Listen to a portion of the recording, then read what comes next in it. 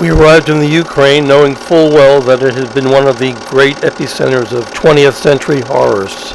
A killing field from which Hesse's Jewish family had escaped only because they had emigrated to the United States in time. What was this country that achieved independence only in 1990 really like? We being in Ukraine only a short time, most likely to gain an insight or two. What we didn't and couldn't know was that 6 years after our visit, the Ukraine would be in a struggle against heavily armed separatists, aggressively supported by Russia. Though we arrived as tourists and our pictures reflect this, in retrospect, beginning with a cab driver who picked us up at the Odessa airport, who said he considered himself a Russian and not a Ukrainian, there were perhaps signs of trouble ahead.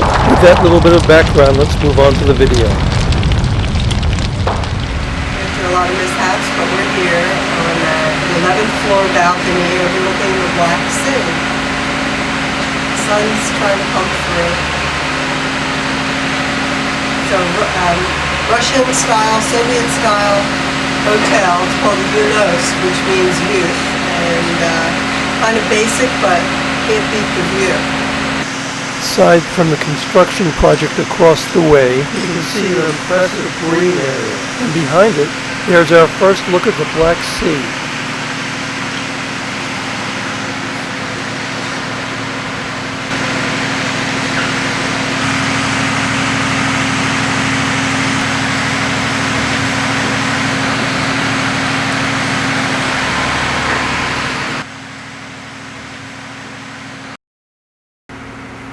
What are you looking at? Our car, our room car. What is that telling you? When breakfast is, when the meals are, what our room number is. Is there a map? Little teeny one. Though it's late in the day, we've decided to take a walk over to Arkadia Beach, if we can find it. The friendly enough desk clerk smiled, pointed, and said that we could make it in about 10 minutes. At least that's what we thought, she said. Her English wasn't much better than our Ukrainian. But aside from the glossary and alphabet in the back of Hesse's guidebook, we don't know any Ukrainian. After what couldn't be more than a couple of blocks, we come across a kiosk. I buy Hesse her first Ukrainian beer. She sits down and opens her guidebook, while I continue to wave my camera around, rather aimlessly. In spite of Hesse's map reading skills, we can't figure out where we are, though we're probably heading in the right direction. After wordlessly passing a police post without incident and sidestepping barricades, preventing vehicular traffic from going through, we followed the broken up road and equally poor paths toward what began to look and sound like maybe we were spoiled but a rundown amusement park off-season. As for the beach, nothing yet, but we sensed we were getting close.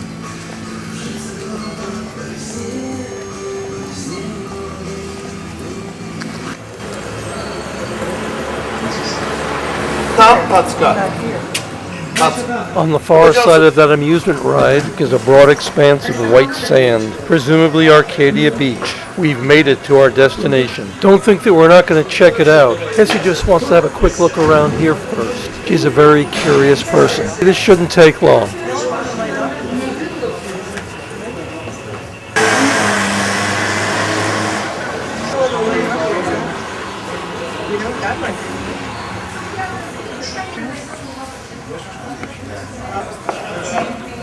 Все натуральное, живое, в смысле.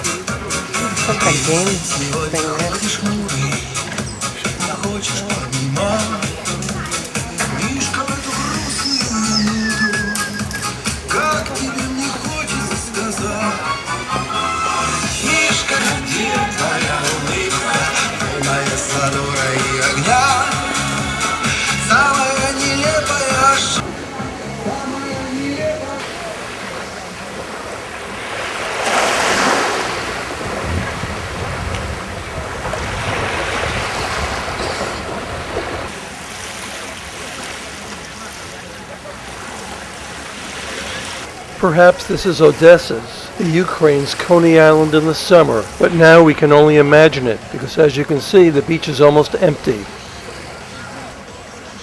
But Essie sees that there are a lot of people over there on that pier, and she's going over.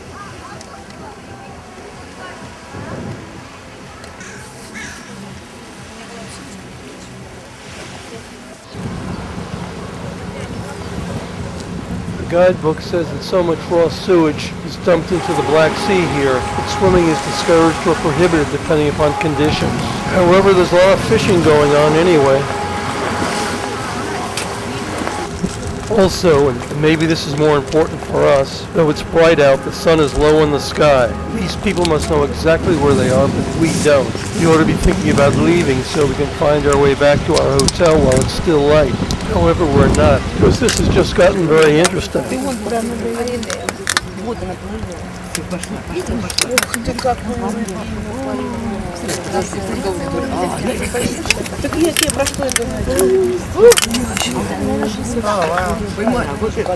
Да и она ползает оттуда, и она кусает.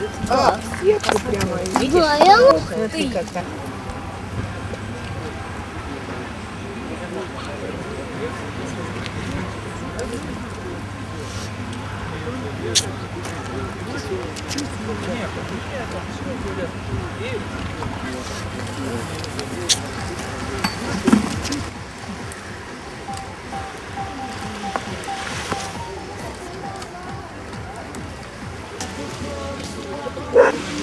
Suddenly, with light fading fast and people clearing out, we realized that we better get moving.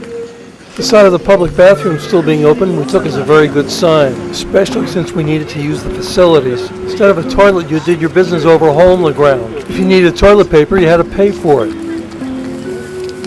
That taken care of, back outside it was clear that the situation had gotten serious. We were having more trouble finding the broken up road that we came in on than we thought we would.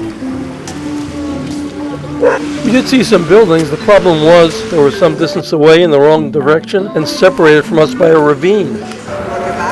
I said no, we should head up the hill. Up top there were some dilapidated looking buildings, or maybe they were just construction sites. Judging by the stray dogs, the broken fencing, and all the trash, they appeared to be abandoned. As Hessie might have put it, it was getting very creepy. My often but not always reliable sense of direction told me that if we made a right at the crown of the hill, we might be heading toward our hotel. So with nothing more than my hunch and the stars to guide us, we went over, around, and through various barriers until, what a relief, we finally saw a few lights. And it was good to see a few people too, even though they didn't seem very approachable. Finally, we came upon a middle-aged couple strolling arm in arm. Hessie caught up with them and asked where we could get a taxi for the Janos Hotel. The woman replied in excellent English that we didn't need one because we were only a few blocks away. A short conversation ensued. The woman said that she had a daughter who had recently had a summer job in North Carolina. The woman's husband said something to her in Ukrainian. His wife said that he didn't speak English, but he wanted us to know that he was very happy that his wife had a chance to speak to such wonderful people. I guess by that he meant Americans. Our first day in the Ukraine had ended on a very positive note.